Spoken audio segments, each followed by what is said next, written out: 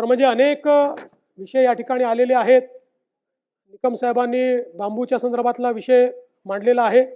मला सांगितलं पाहिजे की सन्माननीय शिंदे साहेबांनी एक चांगलं बांबू मिशन सुरू केलं आणि आमचे पाशा पटेल यांना त्याचं काम दिलं आणि आपण योजना सुरू केली की शेतकऱ्यांना 2 हेक्टर करता आपण 1200 टिश्यू कल्चर बांबू रोपं आणि त्याच्या संरक्षण आणि देखभाली करता 175 रुपये प्रतिरोप इतके अनुदान 3 वर्षात देण्याची तरतूद आपण या ठिकाणी केलेली आहे.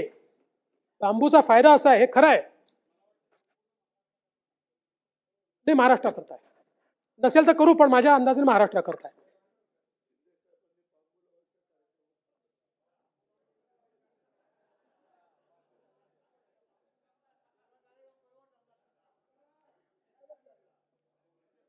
आणि असा बांबू लावला की जो परमनंट आहे.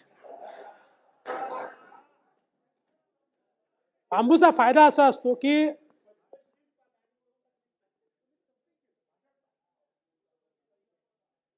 बांबूचा फायदा असा आहे, जरी आपल्याला माहिती आहे की बांबूला लागवडीनंतर 3-3.5 वर्ष लागतात, पण त्यानंतर तो सातत्याने शेतकऱ्याला पैसे देत राहतो, कारण ते गवत आहे, इट इज अ ग्रास, ते उगवतच जातं.